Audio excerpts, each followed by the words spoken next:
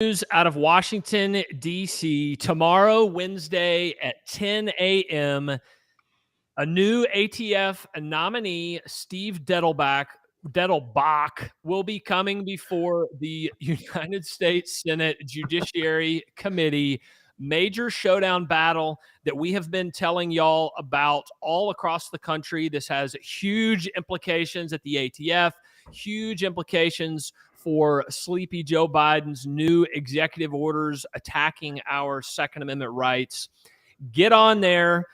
Let us know where y'all are watching from. My name is Patrick Parsons, Executive Vice President of the American Firearms Association, alongside my colleagues Aaron, Ben, and Chris Dorr. Guys, we are talking about Steve Dettelbach, nominated by Joe Biden last April, or I guess about 6 weeks ago. And we need to defeat him. Let us know where you're watching from, guys. StopDettelbach.com. I'm going to throw it over to Aaron right now. What are the consequences of Dettelbach's nomination, Aaron? What could happen? He is the henchman for the radical left and for Biden to implement his executive order. So why don't you go down the list for everybody with the executive orders that they want Dettelbach to implement?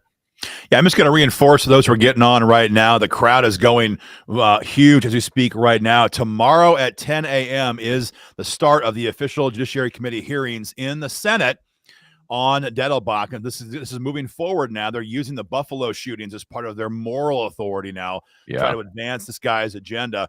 So, I mean, Steve Dettelbach is being chosen for one purpose, and that is to run the henchman, to run the enforcement arm of Joe Biden's war on gun owners. The guy can't pass gun control right now in the Senate. Instead, it's all being done by executive order. They're bypassing Congress. They're bypassing the people. And it's all being done by executive order. And they need the ATF to go around and crack down on law-abiding gunners because of that, of these executive orders. The first thing they want to do with these EOs is to mandate that you have an that your upper receiver has a serial number. Everybody who builds AR-15s or has any kind of firearm for that matter knows the lower receiver has a serial number. That is the actual firearm. They're going to change that now and call the upper receiver the exact same thing, tracking all these different parts of your guns. That's number one. Number two, if you have an 80% lower receiver, a homemade firearm, if there's no number on that gun, anytime a gunsmith works on that firearm, he has to serialize it and give it into Joe Biden's database to track you for the rest of your life. And as we all know, that's why we have 80%ers in the first place. Exactly. Because there's no damn serial number. That's the whole point. We could talk about how they're good for hobbyists. People like to build guns in their own house. Look, that's all true. The real reason is very simple. There's no numbers on them. Biden can't track them. That's why we love them. That's going to be largely done away with these EOs. They're also making a big push to force gun dealers to surrender all of their records to the ATF forever going forward. We always hear these lies about, well, they don't really track this and they don't track that, and only an investigation here, only in a certain, with a warrant there. That's all BS. That's all crap. And they're working rapidly to put all these gun dealers' data into the ATF database to track every transaction, not just going forward, but going backward for what could be decades. We had, who was it, guys? Mark McCloskey on here recently. And Mark was saying the AR-15 he used in his self-defense situation a year and a half ago in Missouri, he bought it 30 years ago. But they had that transaction in the ATF database. They're making it faster and easier to do that going forward. And it's just a lot more things. But all of this is coming via executive order. This is not past Congress. There's never been a vote by the people. They don't care. And Dettelbach is their guy to enforce this agenda and put us law-abiding gunners in prison, period. I think it's ironically not funny when you think about it. People think that people like Dettelbach are chosen because of some great criteria, some, astute education, graduated from Harvard or something like that. And he's the man for the job, the man with experience. It's like these people are all handpicked by their by their friendships and their associations and the people they're in bed with and the people they're paid off by and the people who own them. These are the people who put people like Steve Dettelbach forward. It's a guarantee. If the guy never spoke a word about guns or the Second Amendment or the American people, it's a guarantee this guy is an absolute sleazebag, because you don't get to be the ATF nominee by being anything other than a total swamp creature, lifetime bureaucrat loser. And that's why no matter what happens here, we have to oppose Dettelbach. I mean, look at this. There's a picture of him with Obama. There's a picture of him with Kamala. And these are horrible people. They hate our Second Amendment. They hate our country, quite frankly. And that's why you guys need to fire off that email. Tell your U.S. senators to vote no on Dettelbach. When did you say hearing was, Chris? It's tomorrow at 10 a.m. 23 Tomorrow, hours. tomorrow at 10 a.m. So I don't know. There's not a lot of other organizations talking about this. We're not hearing much from many people, but this is our chance. Everybody piled on to David Chipman. Okay. But if we're going to stop Dettelbach, the same thing has to happen. We all have to pile on. We all have to make our voices heard, as they say. We all have to tell our U.S. senators to oppose Dettelbach, especially the Judiciary Committee. So, yeah, take that image that just got put up there, stopdettelbach.com. Screen grab that if you need to learn how to spell that weirdo's last name. Go to that website, shoot off your email telling your senators to oppose Dettelbach. Yeah. Hey, guys, if you're not yet a member of the American Firearms Association, join up today. After you've signed your Stop Dettelbach petition, head on over to joinafa.org, joinafa.org. Hop on board, become a member of the American Firearms Association today. Big time growth here at the organization. And we'd love to have you all on board. $35 a year, less than 10 cents a day, guys. Get in the fight. We are growing the organization, growing our grassroots army across the country. They're calling, they're emailing, they're texting. They're becoming these great confrontational politics activists, many of whom have been doing that at the state level. We got to take it to the national level, guys, there, because there's a real void there. If you are that type of activist, we want you on our team. So join up at joinafa.org. In fact, a few members, let me read a couple names off, have already come in this morning. Early in the show, we've got Aaron in Friona, Texas. Hey, Aaron, how are you, my friend? Another Aaron in Roseville, Michigan. A couple guys already in this morning. 2 Aarons in a row. 2 Aarons in a row. And make it happen, guys. Again, Steve Dettelbach hearing tomorrow. If you don't know who he is, we've been screaming his name for a long time. He is a rabid anti-gun swamp monster ATF nominee that Biden has nominated, and we need to defeat him. And we need y'all to take action by signing your petition, making calls, sending emails, getting involved in the fight. Chris, this guy is from Ohio, this Dettelbach guy. He's run for attorney general there. He was an Obama nominee. What more do you know about this guy? I mean, his profile.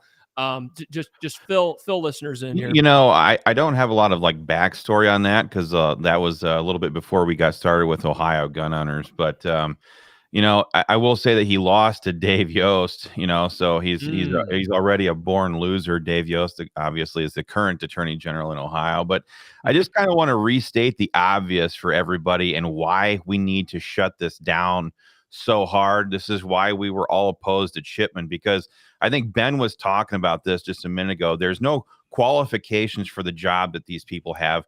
They are being selected because they are willing to say and do whatever the radical left is telling them to do. So this guy is being picked simply because he will go there and do the job that they want him to do. And specifically, that job is enforcing executive orders that the corrupt Biden administration will put out, and he will sit there and he will direct the ATF to enforce these things, even though an AR-15 ban or a national red flag, or I guess it would be more firearms related, but AR-15 bans, 30-round magazine bans. He can start enforcing this stuff without those ever being passed through Congress. Of course, everybody, including us, would file lawsuits immediately. But this guy is being picked because he will direct these entities to go and actually enforce those gun control executive orders, even though they're unconstitutional. So this guy's willingness to break the law, to violate the Constitution, is specifically why this dumbass is being picked for this position. So we need to fight against this. I feel like there's this, the weather's getting better. Everybody's coming out of the long, cold winter and everything. People feel upbeat. The winter of death. And the winter of death, according to dumbass Biden. Monkeypox. Don't forget that, right, Chris. Right. What next moral outrage do we have to confront or get angry about? But we need to really hammer on this. We need all the Republicans on this committee to walk out, to not convene the committee, just like they did with Waco David Chipman. There's a lot on the line here, and a lot of us could be in very big trouble if we don't get this thing shut down. Well, especially because we had the midterms coming up, and I think everyone has this suspicion we're going to see one, maybe both chambers, who knows, of Congress change hands, but that's not going to stop executive orders. On the contrary, it's going to make this creepy old president pull his pen out and sign them faster and faster and faster. He's a deranged, angry, China bought and paid for, vengeful tyrant. And if he can't pass bills in Congress, he's going to sign more of them via executive orders. And that's going to be enforced large part by the ATF. They want to have an absolute, political bloodthirsty killer style guy in there to ram this agenda down our throats, even though it's not ever going to be voted on in the Congress. And again, for those who don't know, this is an 11-11 committee. It's a tie, 11 Republicans, 11 Democrats. The only way that they can advance him through here is if some Republican sides with the Democrats, or multiple or more of them, more than one. If one Republican sides with the radical left and advances him. And, if you look at this committee, we got some good people on here. We got John Kennedy, the guy's he's become great over the last couple of years. The guy's hilarious to watch. He's been very strong on guns.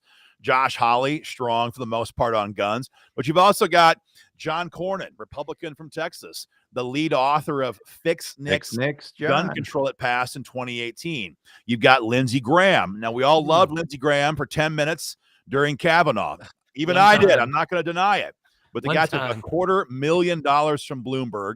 He's a loud supporter of red flag gun seizure laws. Yes. And the guy is absolutely no friend to us. We got Ben Sass, who's just a complete wuss on everything that matters, out of Nebraska. And you've got Tom Tillis, who is a departing Chris, senator, who has nothing left to lose. Richard Burr. Oh, okay, Burr, wrong senator. But Tom Tillis has been a long time supporter of red flag gun seizures, and he's supported with universal background checks. Scumbag. So the major items that the White House wants to see enacted via EOs, these guys already back it. So they have to hear from you guys now. We can still stop it because it's an election year and they don't want to get on the wrong side, but they have got to be hearing from gun owners en masse right now.